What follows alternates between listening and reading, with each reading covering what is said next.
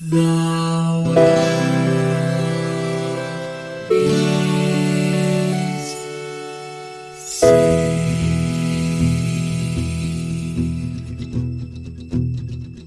The living room's dark, save for light being cast from the big TV screen and the imminent sunrise that's teasing the one starry sky with whispers of morning. Hey, George. Hey, Lions, how's it going? Dude, it's going good. I've got like this whole new exciting feeling in my heart. I know, right? In fact, I would say that we've just gotten to the top of this particular genre, and let's just climb this subject matter and see where it takes us. So I'm gonna have a moment of vulnerability with you here. Yeah. Mountain climbing puns somehow did not occur to me. And I now feel like all of my notes are useless because it should just be all mountain climbing puns. It should be. I mean, like there's obviously some cracks in the facade here, but Yes. like I think that we can get through these cracks. And This is so good, and I'm not going to get any of them.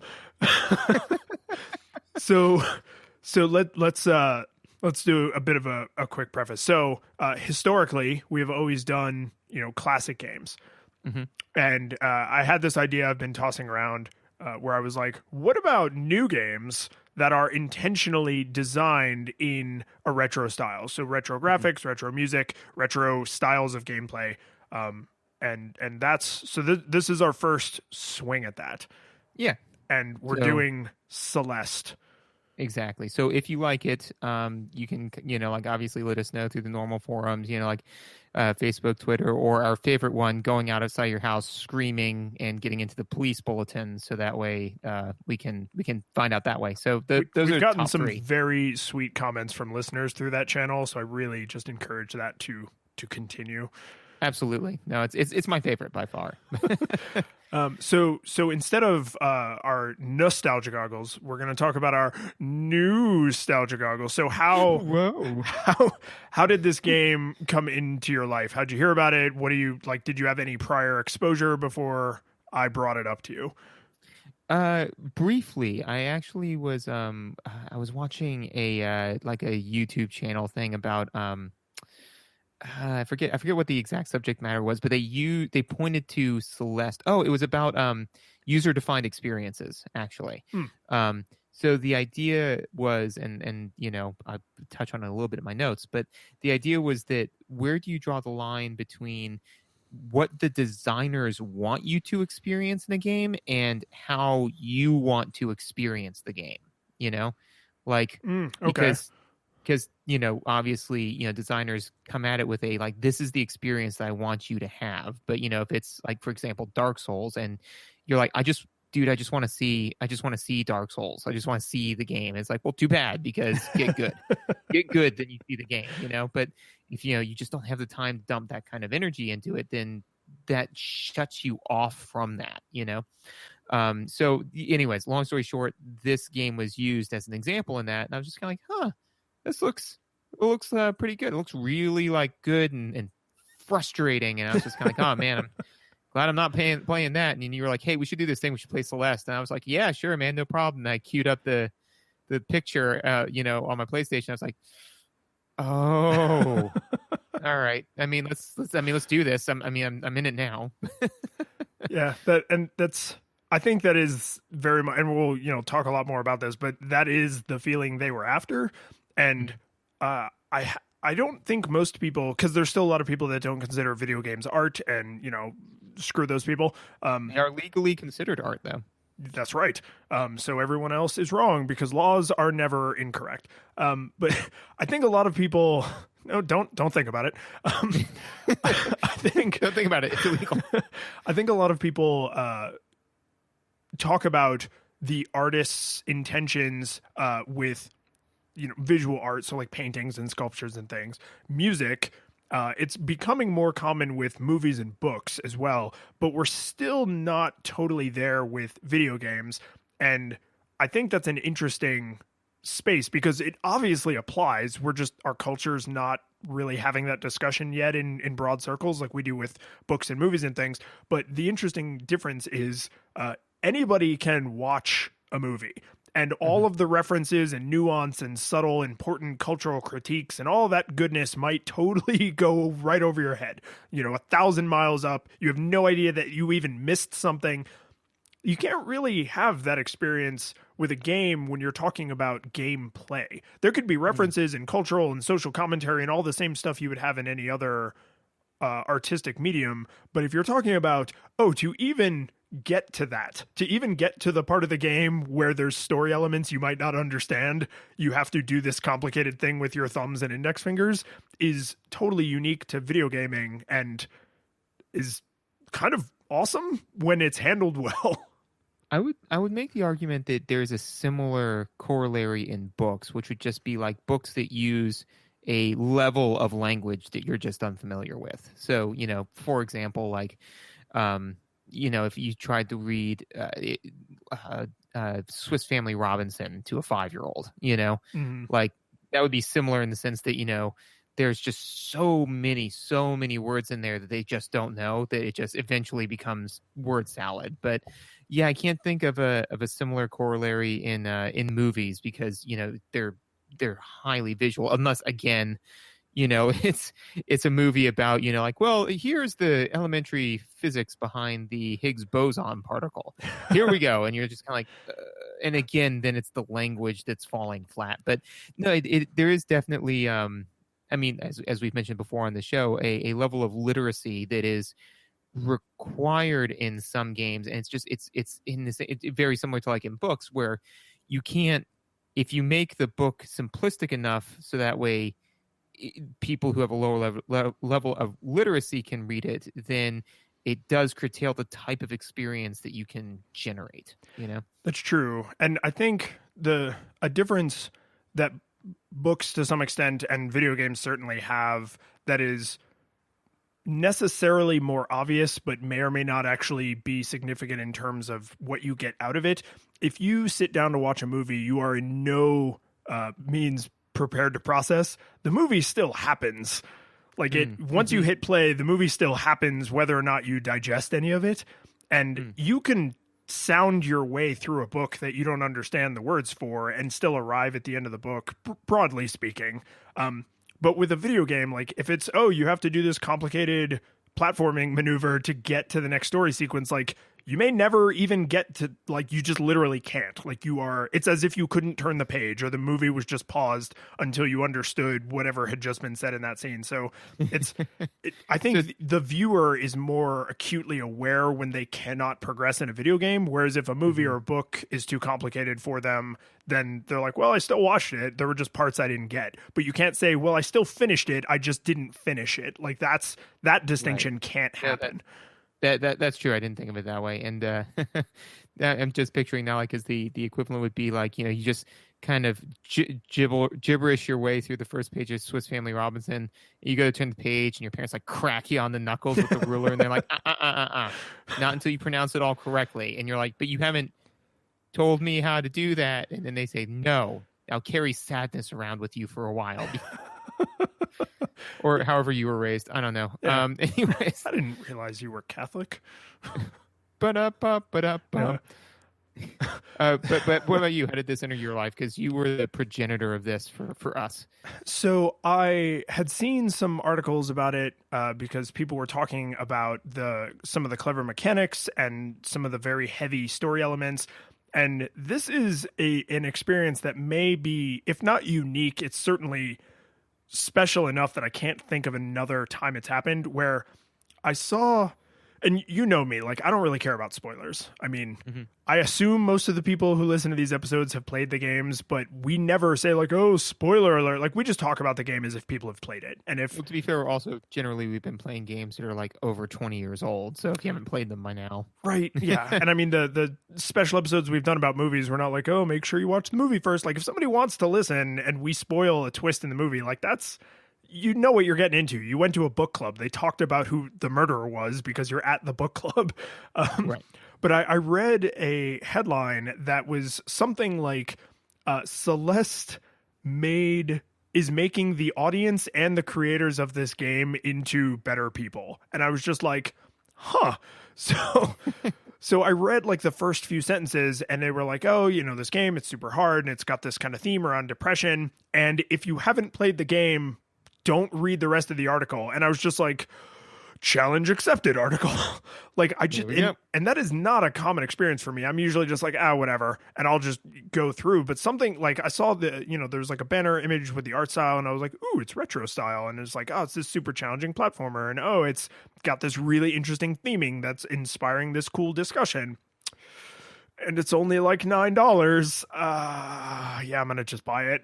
And so I got it. And then I started playing it and I was like, oh, this is really interesting. And then I had some plane travel coming up. So I was like, oh, because I got it on the Switch, which is cool and super portable. So I like brought it onto the plane with me and was cursing a lot under my breath on this plane flight, probably making the elderly passenger next to me super like, oh, what is wrong with this kid? So like, I like plowed through it in like 3 days, just like banging my head against the challenging parts. Like I must finish this. And then when I was done, I had that horrifying moment where I was like, oh no, I have no one to talk to about this. I don't know anyone who's played this game. And so thank God it lined up with this idea I had. And I was like, George, buy this, play this. We're going to talk about this. We're going to do a special episode. Yes. And most unfortunately, and full disclosure, I just with scheduling conflicts and all this sort of stuff, I got about halfway through it because I did want to make sure that like I played it because without the assist mode, which we can talk about in a little bit, so I could get like the thorough gameplay experience. So I got some of the plot, but not all. So and I'm not going to spill your personal life all over the internet, but normally this is the part where I would like harangue you for like not showing up and doing your part, but you have some pretty legitimate reasons going on. So and I think the story is not like we'll talk about the story. There's not like super complicated twists. Like it's the viewer or player experiencing the story that makes it a good story. It's not an unusual or heretofore untold story. It's just a really good execution of this character story. But we should probably at this point jump into the visuals. Yes, visuals. This game certainly had them. So one of the things that I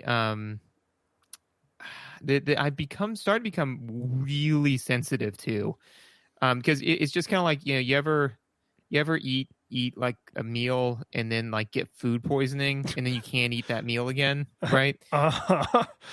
So ever since Home Alone 2, I have become hypersensitive to the way that games let you know what's in the foreground and in the background, right? Yeah, and I mean, in a platformer in particular, it's like, am I going to land on this thing or am I going to pass right in front of it? Right. And so with this one in particular, like I because again, at first 5 minutes, I'm jumping around, like everything is super, like it's intuitive, right? But then I realized that there's two things that they do. One is everything that's in the foreground is generally a brighter color, like it's just a little bit brighter, which is something that your eye picks up on very easily.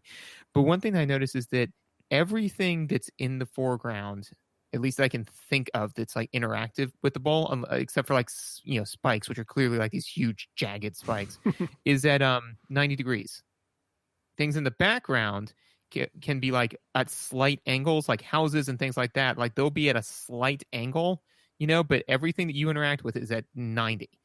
So you can very easily cue into the fact like, okay, this is at 90 degrees. This is interactive. I can interact with this versus this other thing is clearly in the background because it's at like, even just at like 80 degrees, but not straight up and down or not totally parallel to your feet. Exactly. So I thought that was a very good choice. That is a good choice. And I'm trying to rack my brain. The only foreground things that come around later that are not 90 degrees are things that kill you. So like there's times that you have to like jump in a perfect arc through an area that's all spiky, but it's spikes, so you are not trying to touch it. So there's nowhere, I can't think of a single place in the game where you could be standing still on a slant. I'm fairly confident that happens nowhere. Right, exactly. And I think that's another good point is that, like there's also these like, evil mind blob things, right? That, are kind of jamming about in like the hotel area, and you can definitely interact with them, and they're definitely not at 90 degrees, but they are like bright and glowing and clearly hateful, and also you don't want to interact with them, like your goal is to avoid them, so anything that you can land on and like is a safe area, it's at 90 degrees, and again, that's just kind of like a really nice clean way to deal with it, especially one where it really relies on you knowing the things you can and can't land on. Like, you need to know that. Yeah. And there's I'm thinking when you're still in the part of the game that's like the city, there are platforms that move on an angle, but they are flat. So the rule still holds up because you see it floating in the middle of an expanse and you're like, oh, I can jump onto that. And then when you jump onto it, it may move on an angle, but it is still completely flat. So you are still standing totally flat and stationary. So yeah, that's a good design decision because I in no way picked up on that. But the second you said it, I was like, yup. Yep. And that's the thing that and then because this kind of leads in with the visuals, is it's decisions like that they make across the board that make the game very intuitive, because like you said, like, you're like, yeah, no, that is true. It's things like that, like, those kinds of decisions, or the way that they visually present puzzles to you, like even when you, like, for example, if you enter the screen, from left to right, the way that they'll set up some of the puzzles, right, and the timing assumes that you're now reading from left to right, so like your eye goes from left to right, and you say, okay, I'm gonna go here, here, here, and like, so the flow of the puzzles, all that makes it very intuitive, to where I think there was maybe 2 or 3 times in the entire time I was playing where I was like, I'm not sure what to do. I always knew what I needed to do. It was just a matter of execution. Like, can I do it? Which is remarkable. And I think that it's predominantly shouldered by the visuals and the level design. Yeah, and we'll definitely spend a lot of time talking about how hard this game is. Hard, dude. But the puzzles where it's not immediately obvious what you were supposed to do, there's a really good chance that when you die attempting the wrong thing or failing to do the right thing, you gain almost instant clarity, or at the very least additional information so you can proceed. Like, because there are, the further you go in the game, the more and more you see like multi-screen puzzles where you do not have all of the information, and sometimes you literally are being given new information while your character is in the air.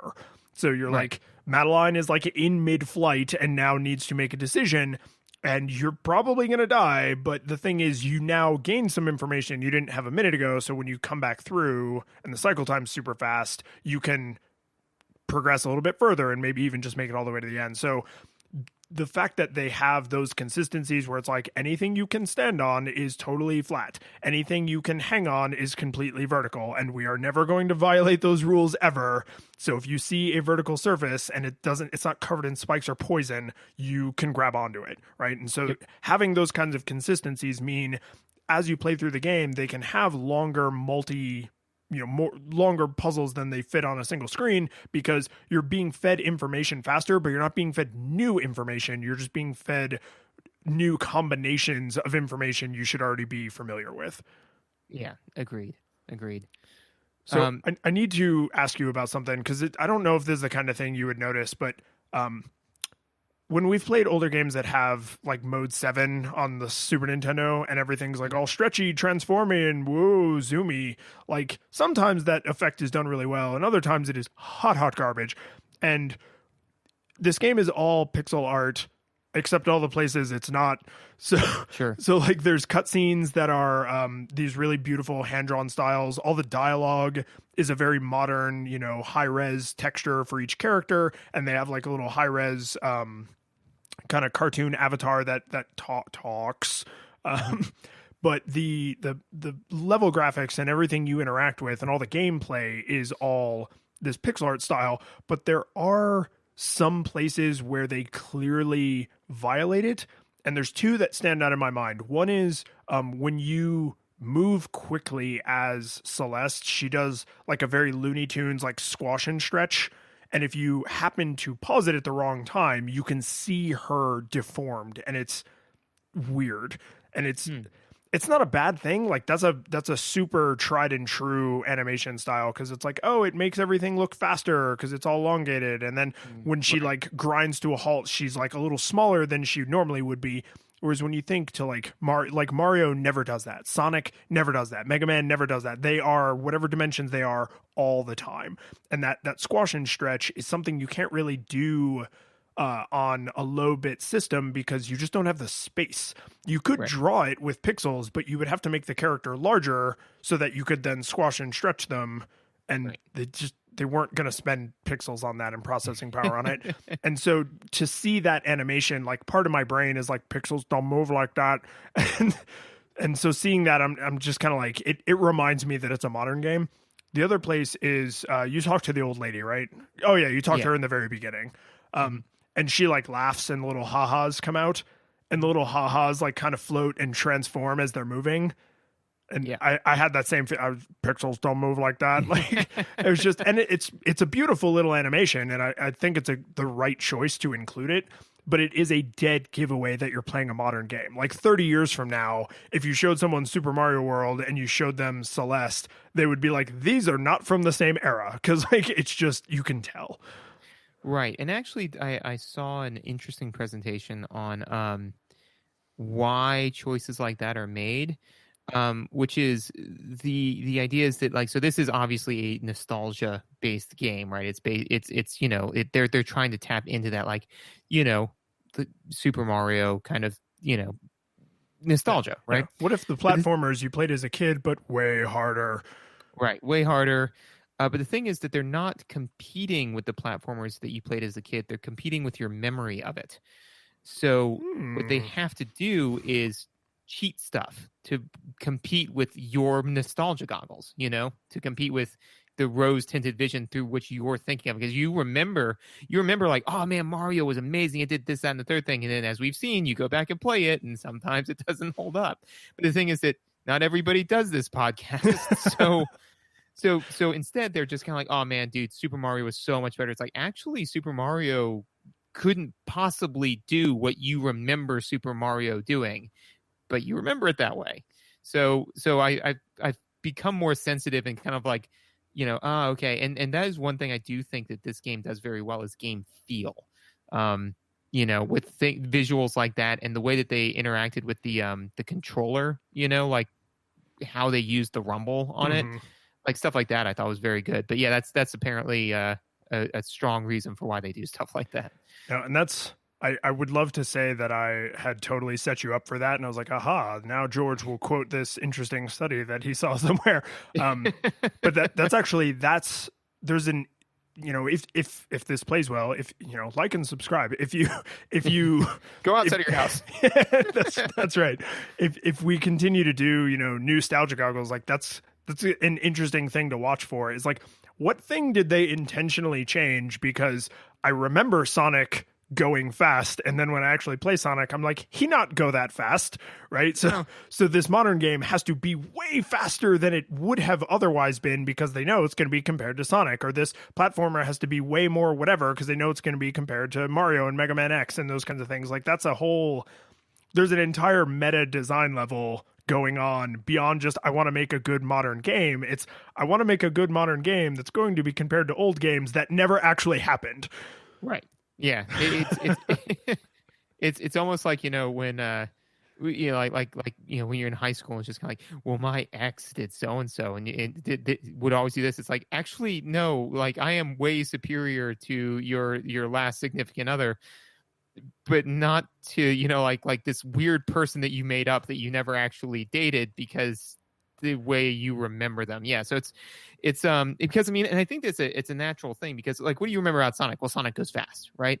And now when you think of like, gotta go fast, you may think of like Grand Theft Auto or something like that. Because you're going fast, and Sonic don't go as fast as Grand Theft Auto or Gran Turismo or whatever fast game you play. So it's like, now you have to get all of the amazing nostalgic visuals with the game feel of, you know, the whatever game is now like the gotta go fast game, you know.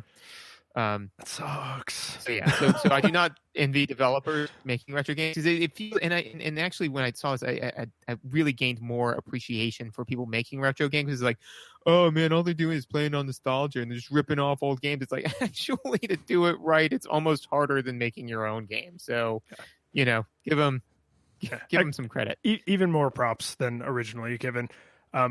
I will say, as far as how the graphics service gameplay, because you talked about already the platform angles, which I did not pick up on, but that is an amazing way for the visuals to service the gameplay.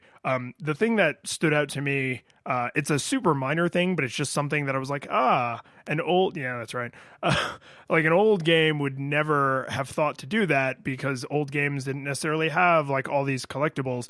On the pause screen, as well as on the level select screen, but who cares? On the pause screen, it shows you how many strawberries you have or haven't collected and whether or not you've picked up the B-side.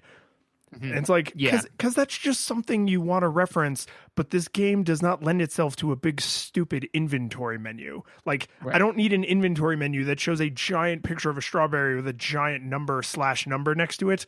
But what I would like is to just quickly see, like, oh, there's 8 strawberries in this chapter, and I only have 6. And they're even in order. So it's like, I know that they're the 2 at the end of the chapter. They're in the middle of the chapter somewhere. Like, that's just a really subtle thing that you could even arguably be like subconsciously digesting. And you're like, why am I digging around for strawberries so much in this part of the game? Oh, because I know that this is where they're missing. Right. And that is very clever because they don't, because the point to me, like you only want things on your HUD that are core, like it's information you need all the time, otherwise it clutters up the game. It's feeding you information that is, it's like the everything's okay alarm. This alarm will continue to sound so long as everything is okay. Like you don't need that information, so if you're looking for strawberries, you'll be like, okay, you hit the pause button, you're like, okay, these are the strawberries I'm missing. So, and especially in a game that's very narrative heavy, I feel like that if they had done that, it would be constantly reminding you that you're playing a game, and it would be constantly steering you away from the objective of the game, which is to experience the narrative, not to collect strawberries. Right. Like, so I think it even tells you in the first level, like, you can ignore these, or it tells you between the first 2 levels. It does, which I then promptly ignored them. Same. That's the thing is that they put it in there. From what I could tell, is because the in Bartle's taxonomy, the achiever types need something to do. Like they're fine, they're exploring the thing, but like they've explored it, it's fine, and now they're like, okay, I need to master this. And I thought that was a very, very good way for them to do user selected difficulty, which we'll get to in mechanics.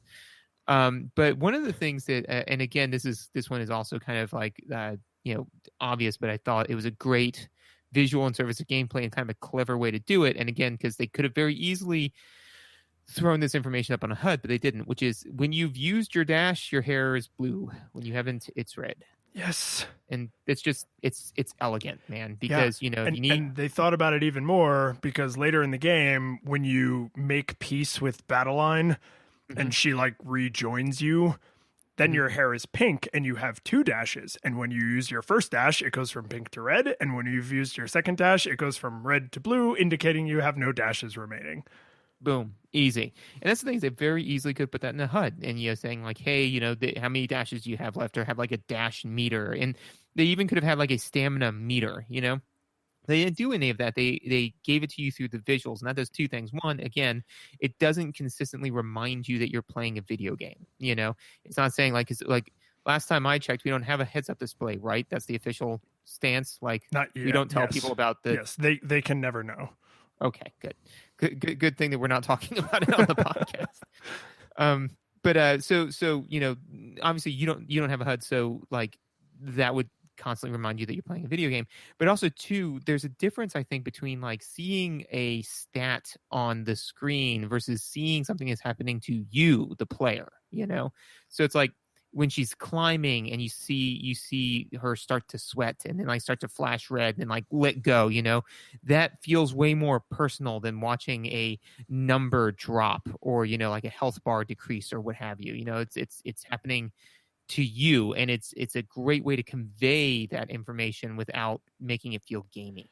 Well, and I can latch on to your good idea there, because not only would it feel weird to like keep glancing at the corner to be like, how many of my dashes do I have left? How much time is left on my stamina meter or whatever. But in a super hard platformer, the only place my eyes should ever be is where I am about to be if I'm in motion, or where I am right now if I'm static. Because if I'm jumping, like if I jumped off one of the little spring step things, so I still have my dash, or if I'm later in the game and I have my 2 dashes, I need to know what I'm going to do with them. So I need my eyes on the action. So telling me how many dashes I have remaining at the only place on the screen I should be staring is exactly where that information needs to be, because otherwise I would have to look away from the action to, the corner, or to a stupid timer or a stamina bar or something, which, I mean, like Breath of the Wild does a stamina bar, but it fits in how the stamina bar works in that universe. This is very simple. You have 0 dashes, 1 dashes, or 2 dashes, and I need that information immediately at hand. I can't ever be referencing it because I'm in flight constantly. Well, and also too, and I have not played Breath of the Wild, but I think the main difference there is the quanta behind it, is that like this is quantized at 1 or 2, So I mean that's different than like when you're playing Breath of the Wild and you're doing something that eats your stamina. You can get a feel for like, I can do thing A for about this long before I should probably glance up and see exactly how long until I'm boned, Well, and this one, they shove it right in your face. So the stamina bar, if you're like climbing, which uses stamina, it is literally on your head. So like you are super aware that it's in your face because it's not normally there, and then it pops up, right? It's not up in the corner like where your health is in a Zelda game. So it's like, it reminds you're playing a video game, which is kind of, it's whatever, but it's because you have a giant stamina wheel and it can get bigger, but I don't need to see a number 1 in the corner. Like that, the hair color is way cooler. Yeah, agreed. And to be fair, I don't think that like it's always a bad thing to be reminded that you're playing a video game, for example, in Legend of Zelda, the main reason why you're there is you're there to explore a world, right? I don't think there are too many people that want to just be Link, Well, like just you. Shut. Actually, if I'm Link, I should be the one shutting up. Please don't. But that's just the entire rest of the podcast. Just I just want to swear a lot, so that way you have to like go splice back in. Nope. That took way longer than you think the first time. Noted. Anyways, so all this is true, but I mean the thing is that the main reason why you're there is you're there to explore the vast world of Hyrule, right? And so you're there for like the visuals, the exploration, and the fact that it's a video game doesn't really matter because you're not there for the deep plot. Like I mean, Ganon is pretty much a mechanics villain, whereas for this one, you are there for the story. It's important that you not be consistently shattering the fourth wall like that. Agreed.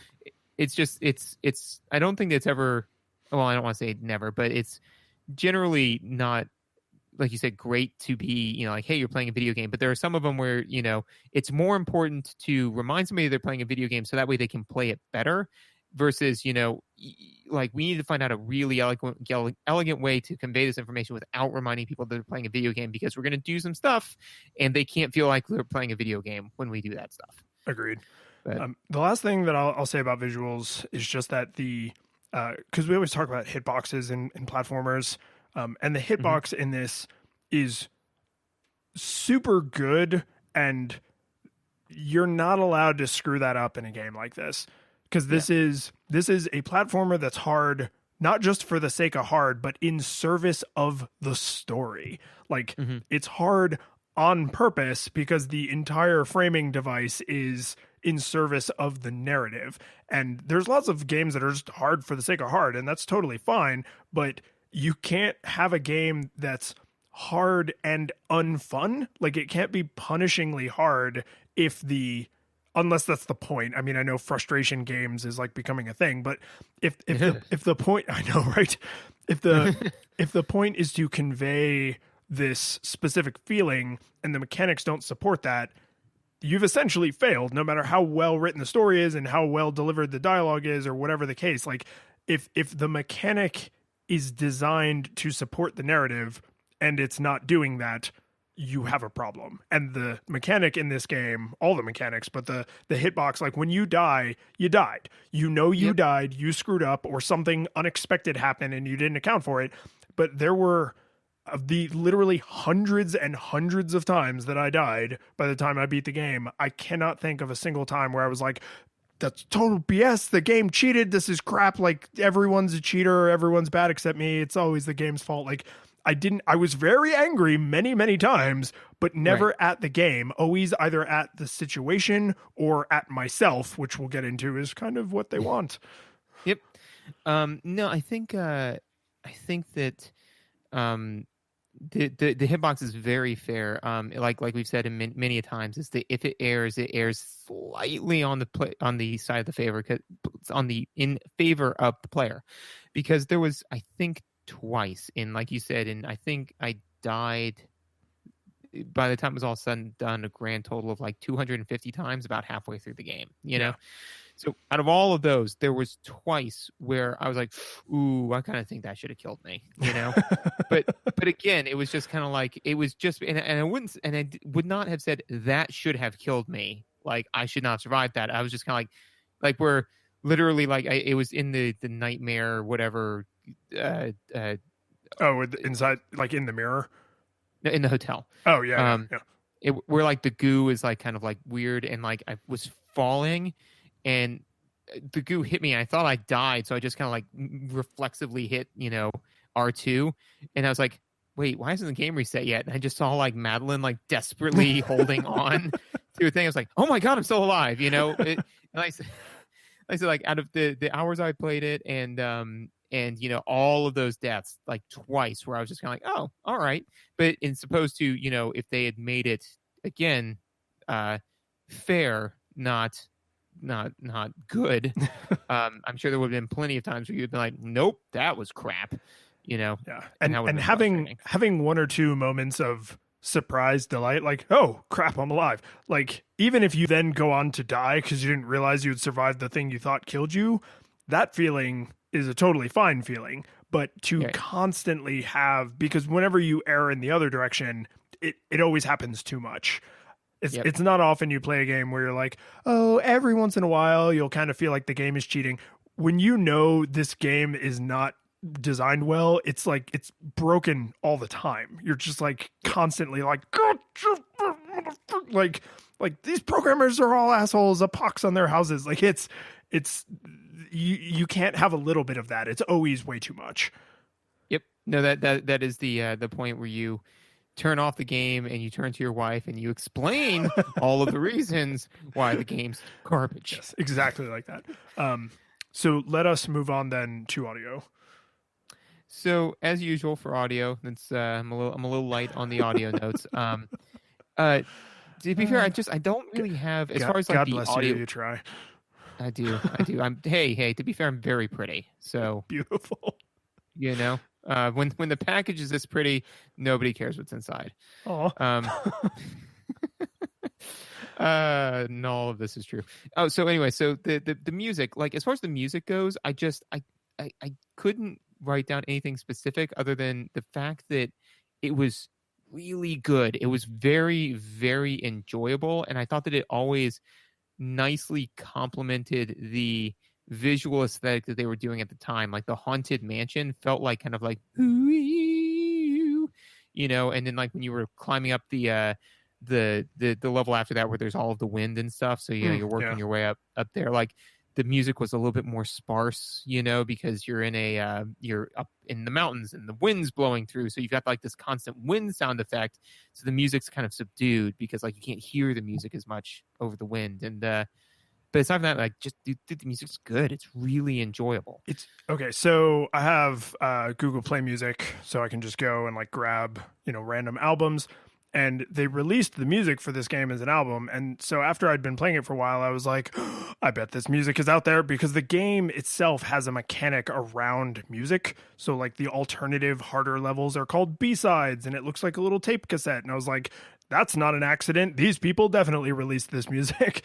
So I went out and found it because I loved this music. It's like it's sad and melancholy in certain spots, but then in other spots it's like super inspiring, especially like the last, like the final climb, when you've made your peace with everything and you're gonna go for it.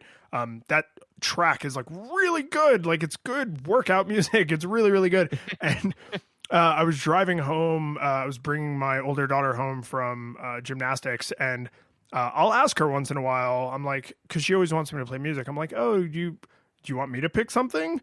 And she was like, yeah. So I put it on, and she was like, what's this? And I was like, it's from a game called Celeste. And then like 2 days later, she hadn't said anything about it, and we were sitting down to dinner, and she was like, can we listen to new music? And I was like, do you want something new, or do you mean the new music I played for you? And she was like, that one. I was like, you want to listen to Celeste while we have dinner? And she was like, yeah. And that has now happened like several days in a row. Awesome. It's right. It's just and I'll like, tell you what, oh, it's good. I will tell you what, man, that is the awesome thing about, I mean, about just the age that we live in, because there is so much stuff that is child friendly now that, like we like, so it's just kind of, all you got to do is just keep enjoying the things that you enjoy and, that are child friendly. And then kids will be like, can we watch this thing that you love watching? And you're like, yes, of course. Yes, we can. Yes, we can. The one but not that thing, because nobody enjoys that thing. No. What do we want? Fries dog. When do we want it? Fries dog. What the only one other note that I had for audio, which again I thought was just a really nice little thing to add immersion to the game. And I touched on it briefly with the wind, but the place where it really hit home for me was with the water. Is when you go underwater, it mutes the sound. Yep, you can still hear it, but it's all like you're underwater. Underwatery. Yeah. So like again, and what happened was, it was again in the haunted hotel area, where like I jumped into the water and my momentum carried me under for like a brief second, and the sound just kind of went like it would, just that, and I was like, okay, wait, what the fuck just happened? So I jumped again and kind of did that, and I was like, no, and I held down and held myself underwater. I was like, yes, and then wrote the note and continued on. But no, it just little considerations like that just show the level of attention that they kind of put into this game, And so something that is, maybe this is easy to do if you are musically inclined. I'm not a composer, so I don't know how difficult this is. It feels... Get your life together. Sorry. It's next on my to-do list. Okay. This feels like a thing that would be difficult to do, because this game, you're going to die an absurd amount of times. Like you said, you made it about halfway through the game, hundreds of deaths. By the time I was done with the game, I think I probably cracked 4 digits. Like, it's a lot of deaths. And what that means is you're going to be constantly playing the same parts of levels over and over as you die over and over and over. And some of the levels, the music changes as you get further into the level, because there's like a story thing happening. And when I was playing the game, I was super not aware that, like, oh, when I was on this screen, this like drum part was continuing to loop forever. And then when I made it to this next screen, the drum part kind of dropped away, because now like a story thing is about to happen. But when you listen to the soundtrack, all of the songs sound coherent, which means they must be written in such a way that when listened to in isolation, it sounds like a good song. And there are places where they can just loop ad infinitum and you don't notice that it's happening. And that seems like a thing that would be, you'd at least have to be thoughtful about it. Maybe it's not super difficult, but it was something that once I noticed it, I was like, oh, because then I went back and I was playing some of the B-sides, and I was like, oh, this song is written in such a way that as long as I'm trapped on this screen, it's going to pleasantly loop. But then later, when I'm driving somewhere and I'm listening to the soundtrack, it's just going to pleasantly play from start to finish and sound like one coherent piece of music. And that's a video game-y kind of thing, because it's like, oh, well, you might not make it through the level in 3 minutes, so the song's going to have to loop somewhere. But at the same time, this is a frustration-based hyper death game where like you may be on one screen for 20 minutes, right? So like that loop needs to not make you want to kill yourself, because killing yourself will never get you off that screen. Like it seems like actually the only way I got through the screen was killing myself so many times till eventually I learned and got off the screen. Well, yes, but that's exactly like the music had to be written with that in mind, and I appreciate it, because not only did I enjoy the music while I was playing the game, I enjoyed it enough that I sought it out to just listen to on my own. Right, and again, I think that that's another kind of example of playing to people's nostalgia, because they were like, we need something that you can listen to on a loop over and over again, and it doesn't get tired or repetitive, because that's what you remember of old school soundtracks. It's like, oh yeah, man, I could listen to Mega Man forever. It's like, you mean the remastered HD, like half symphony orchestra. Yeah, like that has inevitably been the one that you've been listening to, not the actual thing that was on your NES. You mean that one? Okay, well, we need to compete with that now. So, so just really, really smart decisions like that. Mechanics? I mean, just the last thing I'll say about sound effects is last thing I'll say about audio is that like we have taken note of when it's done well and lamented when it's done poorly, you are going to hear the dash sound effect and the death sound effect 80 bajillion D times, and they need to either be ignorable or ideally be okay to hear. And the dash sound effect is a very nice little like whoosh noise. I played this game with headphones in on a plane with noise canceling, and I can tell you that it is not tinny at all. Like, it's not a grating whooshing sound, which is just a little like noise, and it's done really well because you hear it like a bajillion D times. And the death sound is a very satisfying like boom, like it's low. It kind of is almost like a tom drum. When you sort of explode, almost like Mega Man explodes, like with the dots. And that noise, I never was like angry at that noise. Like I knew that I died, and I was super angry that I died, but the noise itself never became grating, which is, I mean, you can count how many times you died. It literally, the game tells you. So I can tell you exactly how many times I heard that noise, and it never became grating, even as that number crested into the 4 digits. Right. No, and that's also a thing that's very important, because you're gonna die a lot. You're gonna hear it a lot. Yeah, for sure. And with that in mind, let's talk about all the times we died. Yeah, died a lot, dude. I died a lot. But one of the things that I kind of noticed after I had died a lot was that so there are a lot of areas where it's just like platform, whatever, right? And you can just go and take it at your whatever pace you need to, right? But there are some areas where there's like moving bad guys or things that like move side to side that you have to duck, dodge, weave, and get around, right? I noticed that the timing on those, once you respawn, if you immediately start moving and attempt the puzzle, right, the timing will work out almost every time. Yes.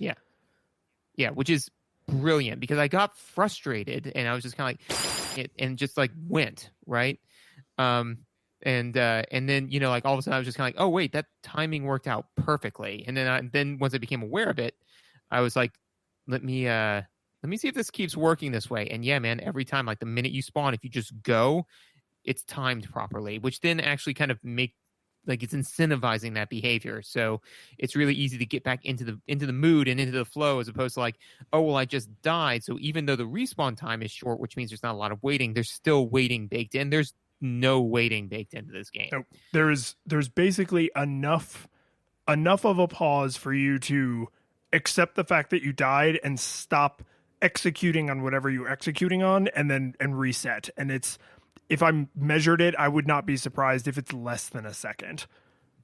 No, it's the cycle time on the death, on the punishment of death is very short, because that's the thing, is that they actually say outright, like, death is not a punishment, it's a learning experience, you know. Yes, they literally tell you that on the back of a card.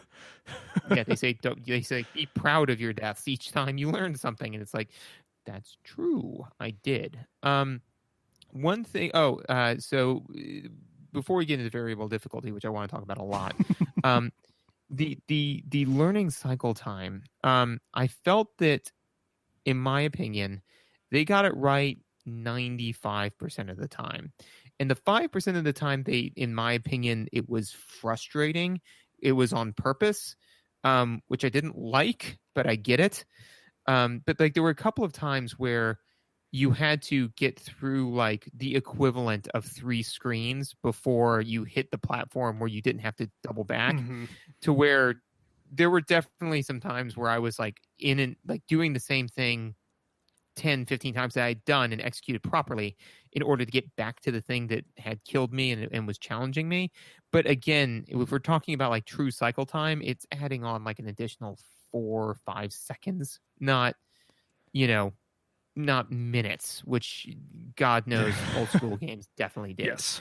And so I just think that it's the purpose is to mimic that frustrating feeling, but not actually make you as controller shatteringly frustrated as you were back in the day, where you actually had to waste minutes of your life because you don't have that kind of time. So yeah, and there's a lot of little details, like you can quit playing, and if you then come back to it later, you are standing where you were when you saved and quit out. So you can essentially stay in the middle of a level. It's not like, oh, well, yeah, we respawn you on the screen, but if you quit out, you gotta start the level at the beginning, right? So there's lots of additional considerations of not just the micro level cycle time, but kind of the macro level.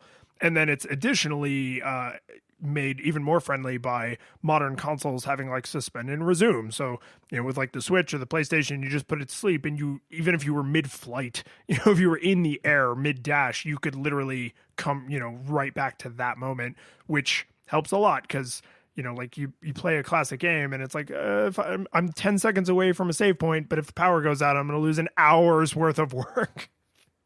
Exactly. And actually, I've heard a good description for what that type of design is called, is humane design. Yep.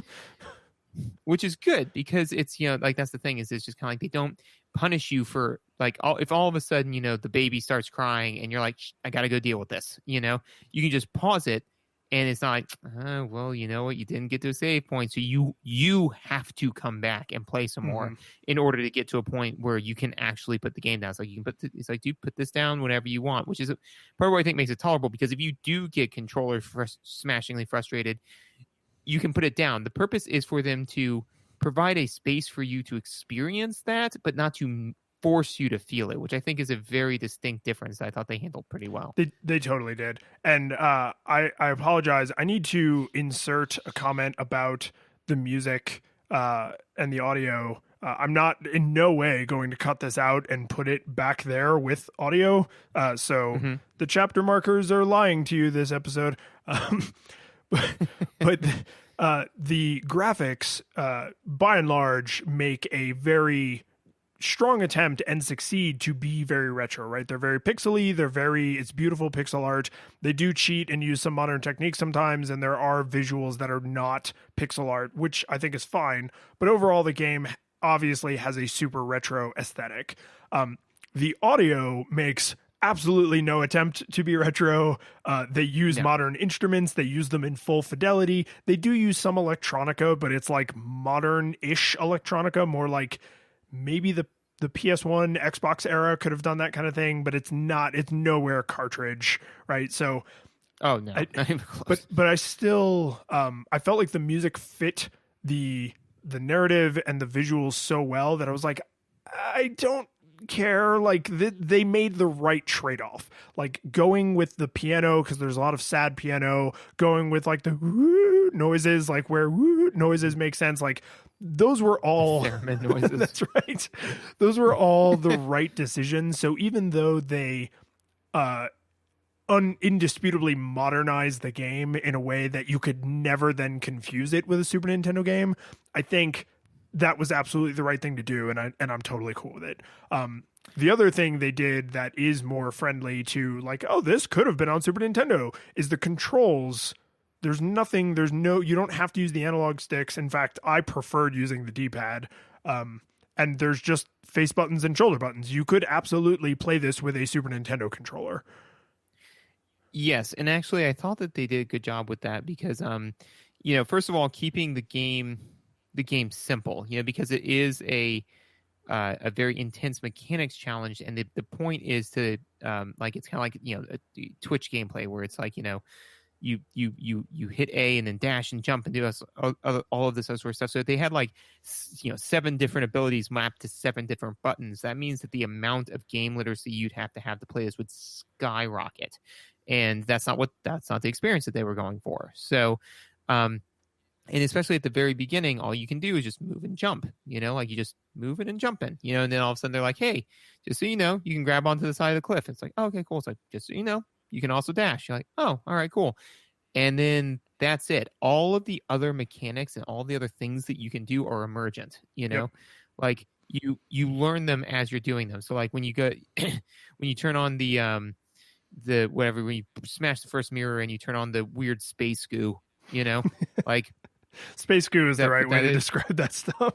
Yeah, the space goo. So when you turn on the space goo, you just have to figure out by kind of pushing and pulling and then interacting with it. You're like, this is what this does. Mm-hmm. The same thing with the what was it? The weird little floating balls in the side of the mountain face, or the clouds that give you additional dashes. Yeah, or the clouds you jump on, or the diamonds that give you additional dashes, or like all of these things that you learn by being taught. And so then what they'll do is they'll introduce a new thing, right? In kind of like a safe, easy to play with space, safe being relative because you're going to die a lot, but it's normally a very, very simple puzzle where they're like, this is a new thing that we're going to teach you. It doesn't require you to become more complicated in the way that your hands execute in the game. It just is, the game is becoming a little bit more complicated, and then they let that go.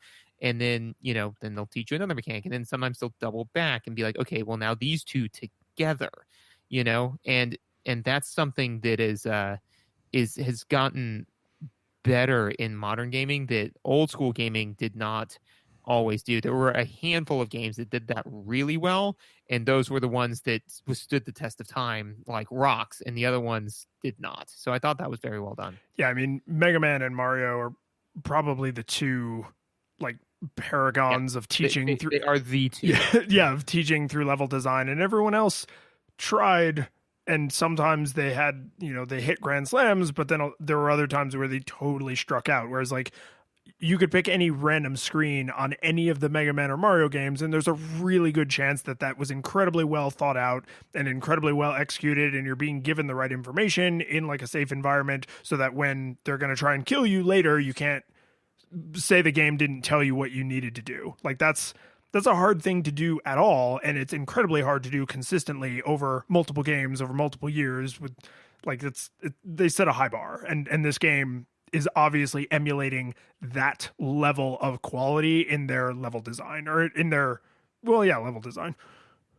Yeah, and the way that they go through and they teach the player. Because one of the things that I've heard that I thought was is very true is it is very easy to create a game that will beat a player. It's very hard to create a game that is challenging that a player can beat, which is, I think that, and honestly, that's, and I'm just going to wax philosophical here for a second, but I think that that's kind of like the issue is it's just kind of like, it's really easy to create a work environment where only the best of the best can succeed, it's difficult to create so you're like, oh, well, I only want the cream of the crop in my company, you know, so I'm going to create a super harsh work environment, sink or swim, man. If you swim, then great. You know, it's like, that's easy. It's harder to create a situation where everyone can be successful, you know, and so and I think eventually somebody said to some, you know, higher up in a CEO, you know, of a video game company somewhere, it's like,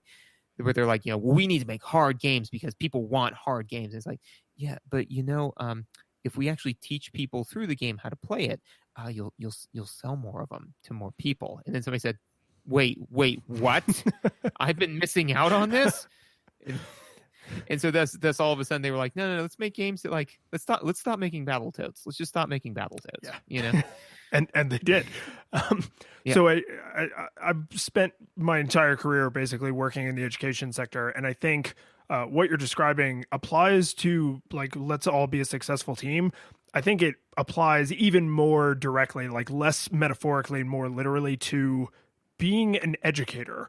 Because right, because it's like anyone can have and I've had teachers like this where I walked into a class and the teacher wanted everyone in the class to know that they were the smart one and I was stupid, and they knew all the answers and we didn't know anything, and a lot of you are going to fail this class. And it's like, yeah, but I already know I don't know this material. That's why I'm here.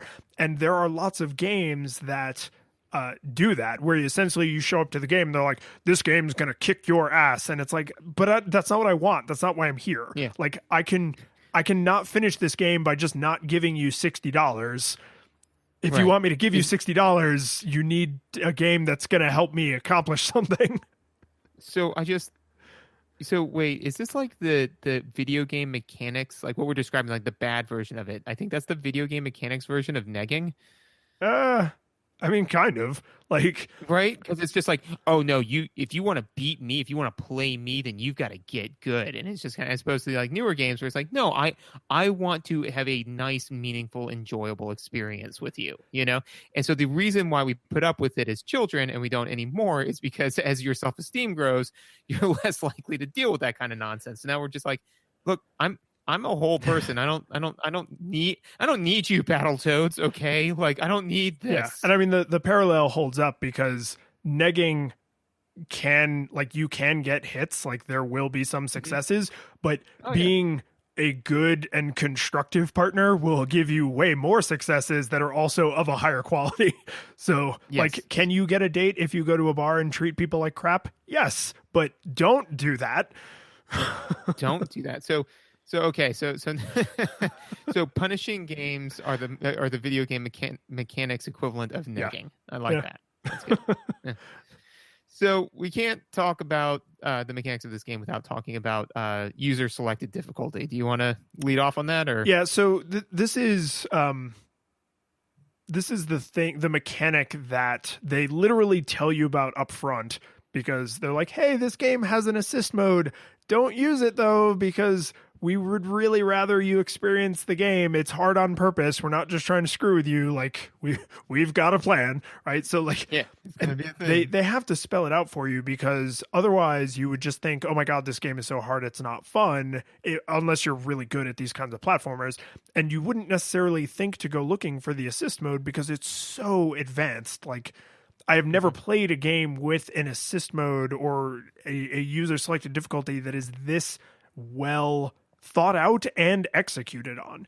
And this was a central part of the article that I did get to go back and read after I finished the game, because they're like, yeah, you're supposed to feel frustrated, like it's kind of core to the way we deliver the story, but we would rather you experience the story than not experience the story. So if you really can't beat it, here's this assist mode. And the way it works is so good. It's so good. So I did not use the assist mode because I, wanted to have the artist described experience or artist desired experience. And I want to come back to assist mode, but one of the things I think that they did, so like you come in and the game's hard, right? But you come in at like difficulty X, right? And so if that is too hard and it is to the point where you you keep getting racked on the knuckles and you can't turn the page, right? Then you can turn on assist mode. If it is too easy for you, then they have created a ton of insane challenges for you to challenge yourself, right? And they're all in line. You don't really have to go out of your way to do it. So like they'll put like strawberries around, and you can see them. And I just like looked at it and I'm like, beyond my skill level, and I don't care. So I want to see the story. But if you're just like, man, I really want to get amazing at this game, then all you have to do is just play those parts of the game, like go out there. It's just kind of like going on side quests to grind extra experience because you want a higher level character, And they up that ante with the B-sides, because the B-sides are additional levels themed the same way as where you got the B-side, but that are totally divorced from the story. No story elements happen. They're just hard for the sake of hard. And now something that they did that I thought was very clever with the B-sides is that you have to go get it, right? So you have to be at least this skilled to go get it. Because if they just say like, hey, you want to play it in even a more insane-zier difficulty, choose the B-side. It's like, no, because then you may just be like, oh no, I'm amazing at this. Because again, you can't trust a player to, gauge their own skill. You don't know level, what you want. So you don't know what I know what you want. So like, but that's the thing is that, if you just gave them the B-side, they may play a level and be like, man, that was hard. But you know what?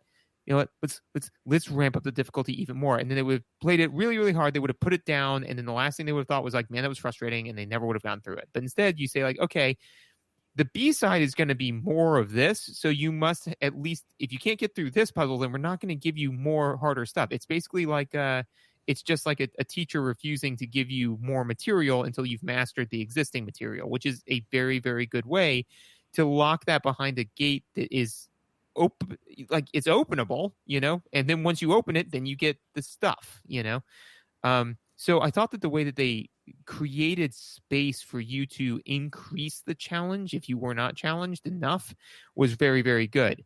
So then that being said, though, then they also gave you a chance to bring it back down through the assist mode, which you kind of tinkered around with. So the assist mode is granular. So there's an on-off, like, do you want to use the assist mode or not? But then once you actually turn it on, nothing changes. And then there's, I think, 4 options. So you can literally just slow the universe down. So, nice. So you can go from 100% game speed, I think, down to 50%. And so if the only problem is that your reaction time isn't good enough, or maybe your reaction time is fine, but you have like motor function issues and like your hands just literally won't move, or maybe you have no hands and you're playing with your feet, like, or you have prosthetic hands, like there's all kinds of reasons that you could be cognitively processing fast enough and not be able to mechanically do it, or you can mechanically do it, but you can't cognitively do it. So they will literally let you just slow the world down. You still have to do everything, but you have more time to execute.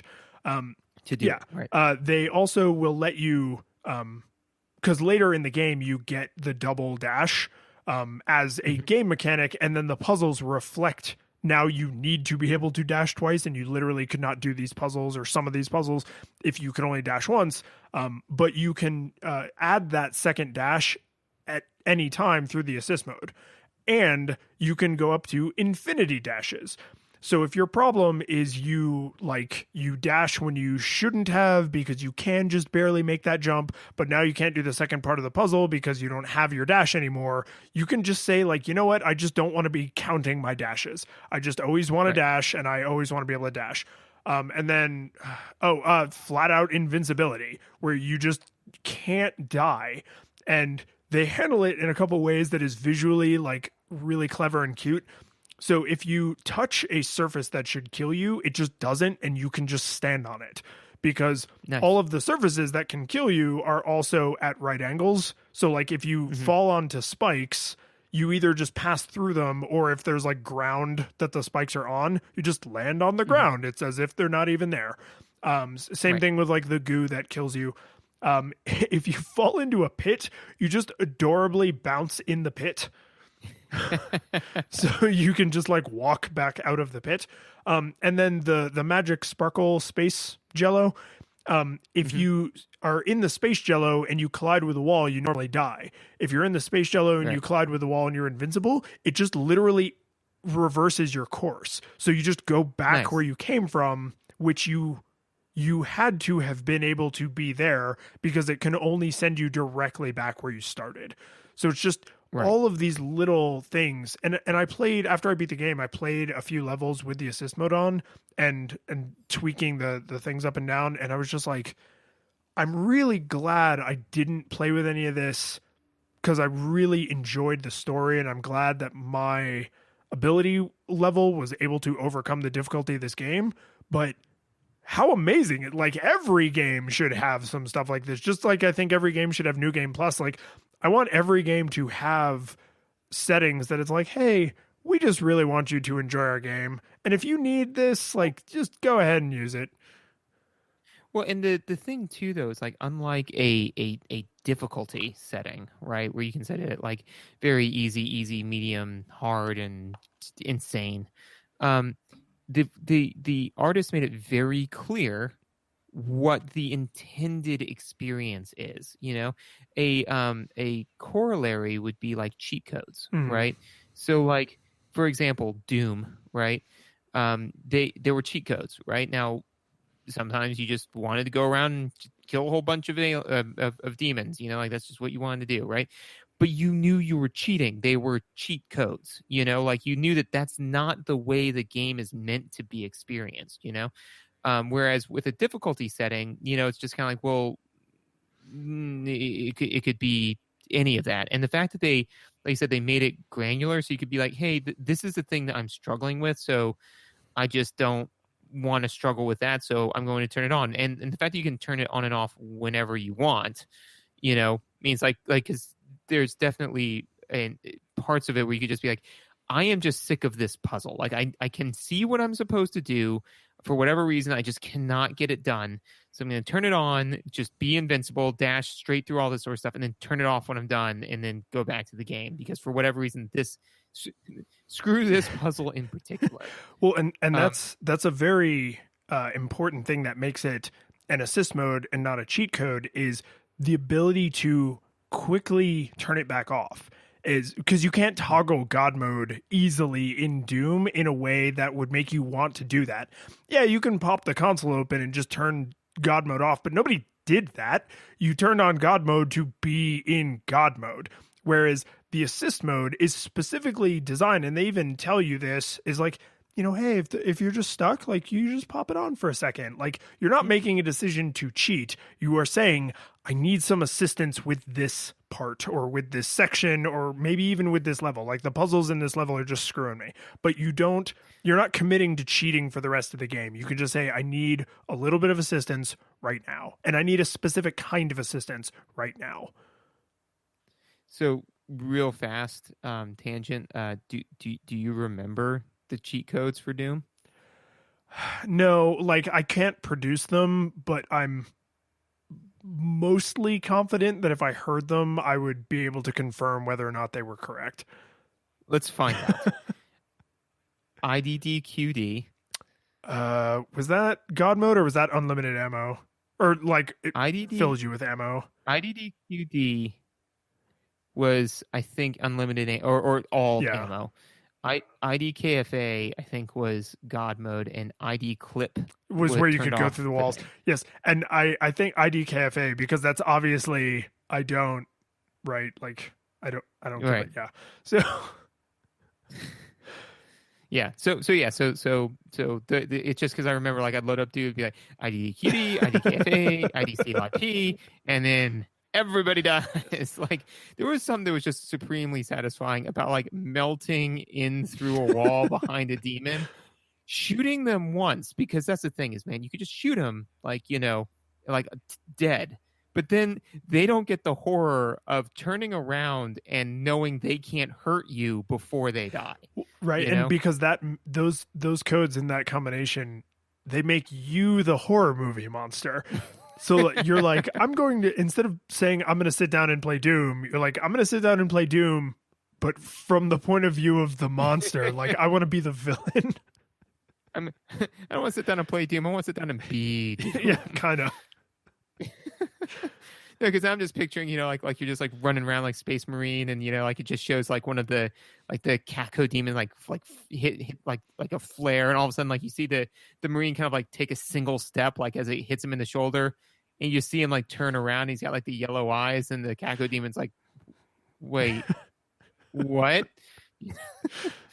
One other thing I did want to mention really fast that I have in my notes, I skipped over by accident, but another thing about game feel that I thought was very clever, and I'm sure that there are more instances of this later in the game, but when the caretaker gets all crazed and comes after you as crazy vampire dude, because why not? He's a spirit that hasn't he has unfinished business. He's like a restless ghost. Yeah, sure. It's The Shining, but toned down or up. I'm not sure which. Kind of both. But anyways, when he so a couple of things that they do is, one, with the visual, right, is that and actually this is kind of a good, I don't know if you have any more notes, but this is kind of a good it brings it all together, right? So first of all, when he dashes at you, they give you a quick visual, right? Is that there's a lightning that goes across the screen. It's like right? the anime action is about to happen flash. Yeah, where it's right from the eyes.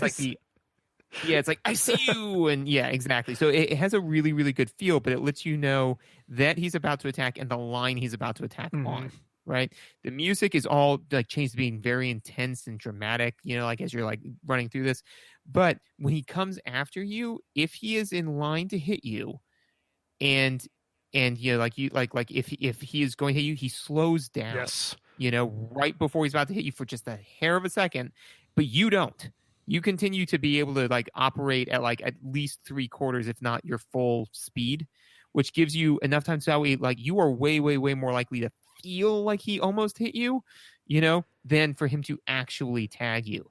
And that lends itself to amazing game feel, and that kind of stuff is things that old school games did not do, because you remember, out of the hundreds of times that you died, you remember those 2 or 3 times when you I made it out by the skin of your teeth, and then those are the memories that you have. But this allows you to reproducibly create that, and I thought that was just very clever, because there were so many times where I was oh, Super Matrix style, he just missed me, but I was no, he hit me, he absolutely would have hit me, but the game slowed down to make it feel like I just got barely got out of the way. And it's visually more satisfying. It's mechanically more satisfying than straight up Coyote physics, where it's oh, his hitbox is just smaller than his sprite. So even though his head obviously passed through my feet, I just didn't die. Instead, they're no, if he touches you, you're gonna die, but we're gonna give you this super cool way to feel heroic, and you're escaping and you're overcoming this insane situation. It's accomplishing the exact same end, but to such greater effect. It just feels so much better. It looks cooler. It's way, way better. Absolutely. So typically we would ask the question, did it hold up? You just slow down, sir. Oh, no, okay. We're gonna get there, but I need to gush, and I will try and keep this quick. But there's a few things that I just wanted to make sure I gushed about. Matt, the creator and team, I don't know if you are all ever going to listen to this, but I really, really loved your game. There are some little visual things and some little story element things that I just appreciated in a way that I don't usually feel compelled to gush about something, and when I do, I mentally take stock of that. I'm oh, this is a thing I want to go talk to people about. I need to remember the impact this had on my life. And so some examples of this, there were a few places where Madeline finishes a puzzle section, and then she goes to talk to, oh god, I can't remember his name, the Instagram guy, and she's very sad and defeated. And I had several experiences where I was struggling so hard with the puzzle or two, right before that literally when I got to that next piece and she's talking about her depression, I was in tears, because I've never had depression. I'm very fortunate that that's not something I've ever had to experience, but I was so adrenaline up and emotionally charged that empathizing with this character who's struggling with this emotional battle when I had just been struggling with this like mechanical emotional battle in the game allowed me to empathize with her in a way that I don't think you could if you just said like, here's what it's like to have depression. And I'm not in any way saying that this is I now know what it feels like to have depression, but it got me a tiny bit closer than someone just relating a story to me, no matter how well related could, because it put me in a place where I was super like vulnerable and affected and was more able to empathize with someone who was like, I am super vulnerable and affected right now. I was like, so am I, and for different reasons, but like I'm more open to trying to understand what you're going through, even though someone who's never had depression can never truly understand it, right? Like even just being able to pull those two, someone with and someone without depression, being able to pull them like that, hair closer is a tremendous accomplishment of game design. And that a moment like that is why when someone's like, oh, games aren't art, I'm like, you can go yourself in all the ways that a person can do that. You cannot say that an experience like that is not a genuine artistic moment. And if you do, I don't care what you think or say. So think that particular moment, because that happened, I think, twice at 2 cutscenes where I was literally like tears on face, like, I'm so frustrated, Madeline, I feel you. Like, it was good. Like, it was a satisfying kind of, like having your heart ripped out. And then there were a few other subtle things that, like, they're really on the nose. This game isn't trying to hide that it's kind of about depression. Like, they're pretty straightforward about that. And like battle line represents like the parts of your personality that you wish weren't there, and you're reconciling with them over the course of the game. So like, it's not like I don't get an award for figuring that out and dissecting that part of the story. I mean, it's kind of like if there was like, like 2 different parts like inside of you, like two, like a good side and a bad side, like a light and a dark. Yeah, light in the dark, gold dragon, red dragon, Exactly like that.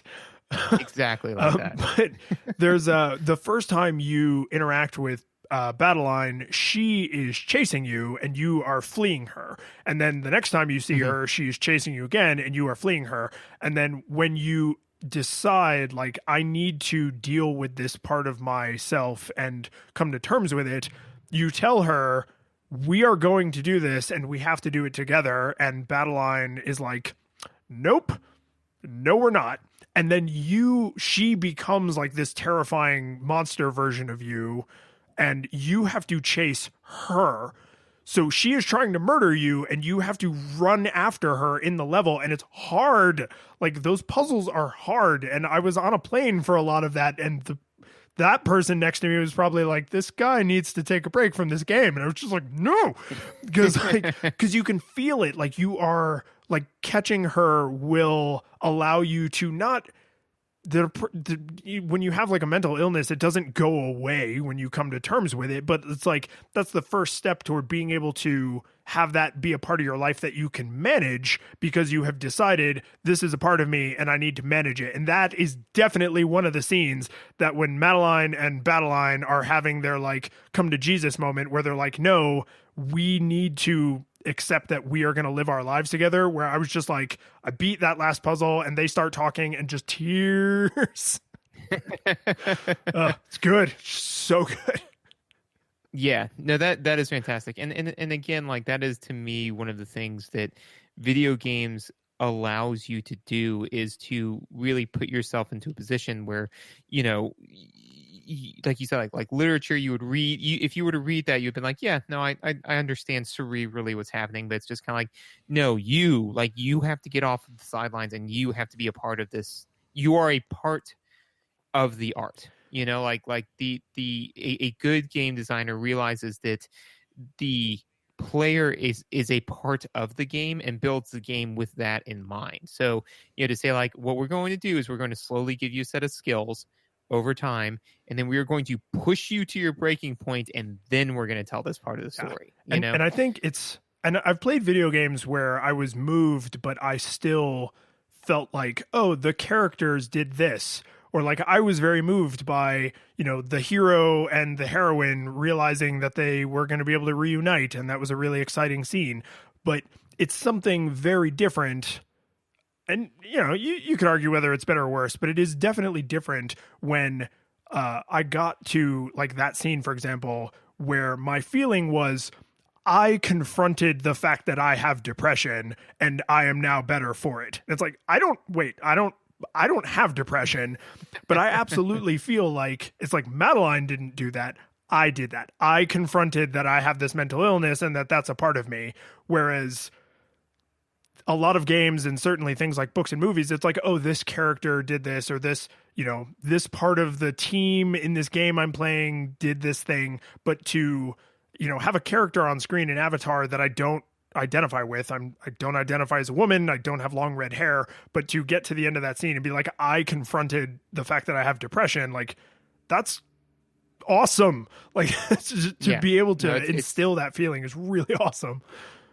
Well, and I think that you also kind of hit the nail on the head in the sense that you don't know what it's like to have depression suddenly now from having had this experience. But what it does do is it gives you a taste of it. So when, somebody says like, yeah, like that, but, like 100 times worse. And all the time, like, you don't get to be done when the game is done.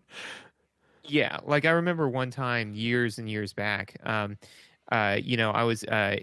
was working at a place and we had like an auditor come in and they saw that, like I shaved my head and they said like, oh, hey, my son's thinking about shaving his head. You mind if I, oh no, that's what he said. My son's thinking about shaving his head. And I was just like, oh, okay. And then at one point just turned around and they had taken a picture of me and were texting it to their son, and I was just kind of like, what's happening? And they were just kind of like, oh yeah, like I just want to show him, like an example. I was like, did you just? And I didn't say this, but in my mind was like, did you just take my picture without my permission?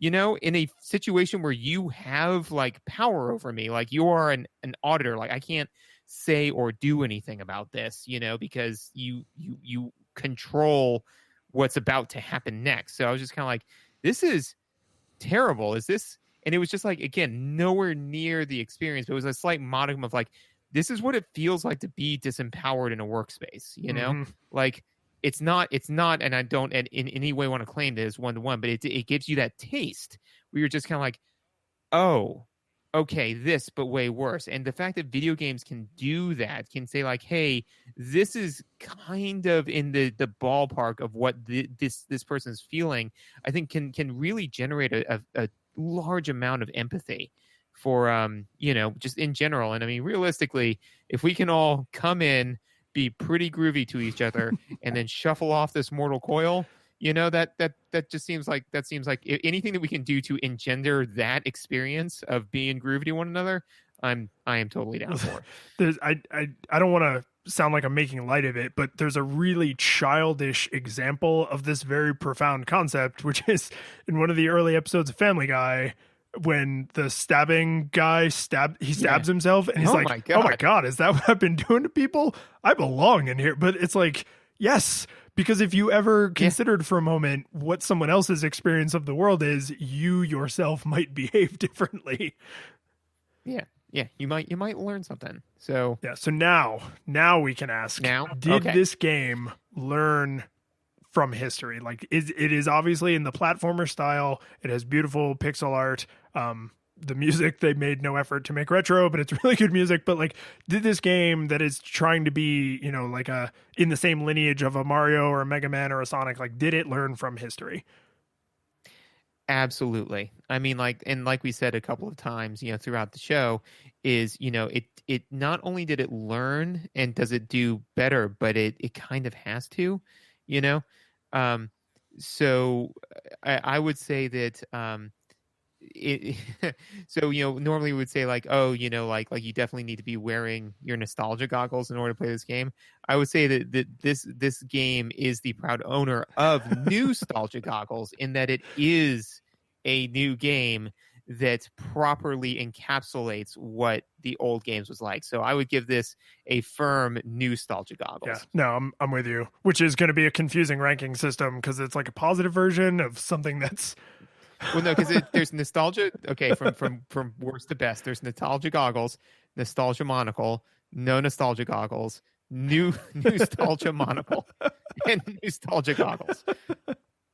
It's a 5-point system. I don't know what's confusing about this. I'm totally picking up what you're laying down. But I do think it does exactly what you say, and I'm really happy that you posited this as like it's competing with your shiny memories, not with reality, because by that bar, which is a way, way, way higher bar, this game is still across the board. Like everywhere they are directly emulating history, because there's lots of pixel art that is totally, you could have done it on a Super Nintendo, right? So there's lots of pixel art that is legit retro. And then the places where they deviated from history and they did more modern things are all brilliant and excellent and the right correct decisions where like I was introduced to this idea of like a perfect movie, and it's like a perfect movie isn't a movie that is the best movie. It's a movie that you could not add or remove anything to make it better. And I think this may be approaching the idea of like a perfect platformer. It's like, I don't really know what I would add or remove to make the game it is trying to be better at being that thing. You might be able to make a better platformer or certainly like one with other mechanics, but I don't know what I would change about this game to make this game a better version of this game. Absolutely. No, I think that so far, like for like, retro platformers, this game, it's at its peak. It is. And hey, man, we did it. We climbed this mountain. The curtain falls. The music plays. The credits roll, then it all fades to black. And you're left by yourself. The fanfare is gone. There's no player two there by your side to share victories won. But as you slowly progress down the hall to your bed, a few great events leak back into your head from the time that you spent traversing the land, battling evil, fighting the darkness, just sword in hand. Your memories creeping with the edge of a smile. You realize again what you lost for a while. You're gonna think back much less